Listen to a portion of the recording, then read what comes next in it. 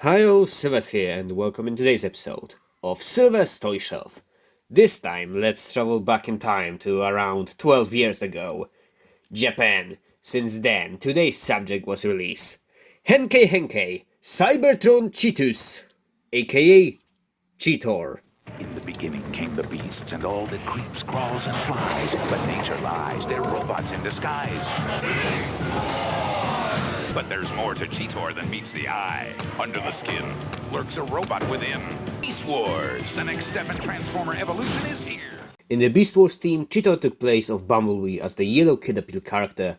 But instead of being portrayed as the younger baby brother of the Autobots, Cheetor is more of an energetic teenager that's always seeking adventure. This toy is a Japanese release of the Universe 2008 Cheetor toy. As all the toys from the Universe line, Cheetor isn't one-to-one new version of the toy, but rather a reinterpretation of the character. As you can see, let's start the review in the cheetah mode. And it's superb!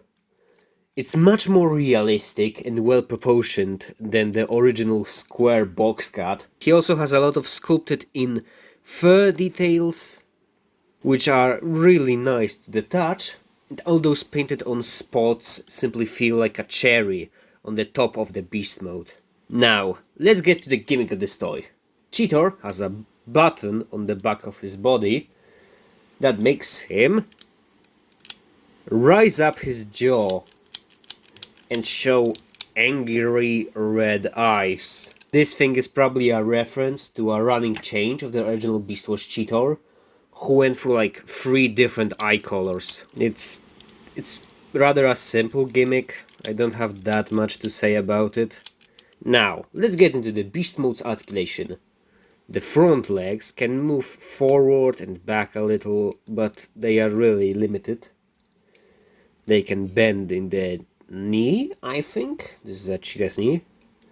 As well as move up and down in the paw. His tail can move up and down, is hinged.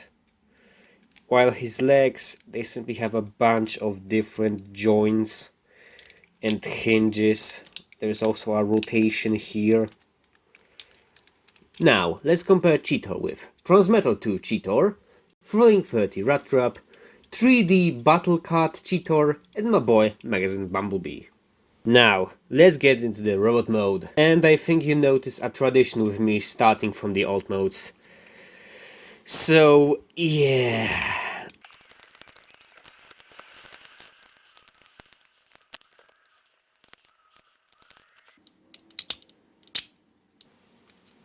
After a really awkward transformation, which I never feel like I did properly, we get this. A really awkward robot mode. Yeah, this dude for sure won't be winning any Furry Boy awards. Let's simply start discussing it from the top. Since this is the Japanese version, his lovely show-accurate face is painted with lovely chrome gold for his samurai-like helmet and green chrome for his face. The red forehead crystal and eyes are normal paint. Now I think I just said my last compliment for the robot mode of this toy. Due to the way his arms transform, they're really short, stumpy, and you still get this whole back of a cheetah leg, and you can't even properly rotate this hand without bending it. And even if you do rotate it and bend it, you still have this giant cheetah claw that's simply hanging from it as some extended fly swatter mode. His stomach has the cheetah head, just like the original Beast Wars toy. But remember that cool chomping gimmick from the Beast mode? Well, it comes back here to chomp us in the ass. To keep all those springs and mechanisms for the alt mode, this Cheetor rivals Quasimodo for the title of a handbag. No joke, that whole ass contraption could simply be a handle for this figure. Legs also aren't that good. I know what they were going for. Like they wanted to give Cheetors those multi-jointed badass anime legs, like he had in Beast Machines. But it didn't work then, and it doesn't work now. You don't know how hard it is to make him stand. especially if you remember that this giant hunchback doesn't help it. At least the painted blue details look nice. Now let's get to the accessories. We can detach this tail to get some sort of a whip. Cheetor also comes with two metallized triple-bladed discs that store in the cheetah mode ties. And they are pretty cool small shuriken stars that kind of remind me of animated Prowl. Cheetor can hold those weapons in his arms, which sadly aren't 5-meter compatible. They're simply like those weird small diamond shaped grooves. Not gonna lie, this is a really nice arsenal. A whip and a pair of sharp circles really give me off this traveling jungle boy feel, which works with this Cheetor.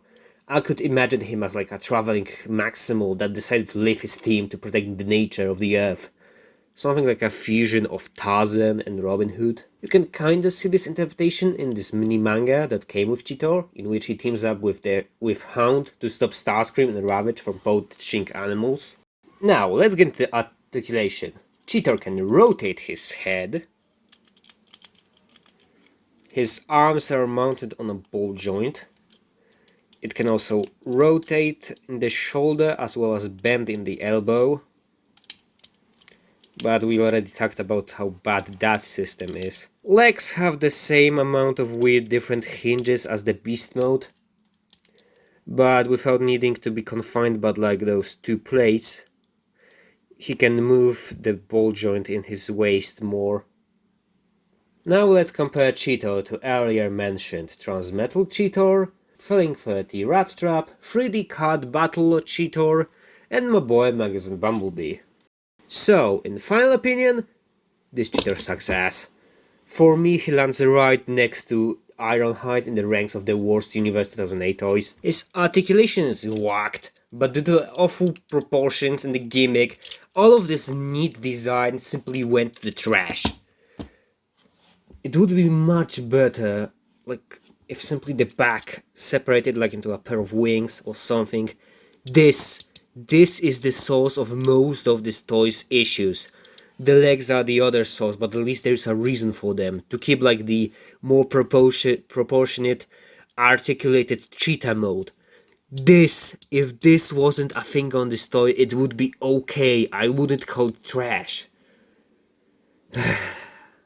At least the cheetah mode is good. That's all that I can say. I think that only reason why I would keep this Cheetor is cause it's the only one that's easy to get right now. Wait, Kingdom Leaks? Ooh, oh yes! Jack, yes!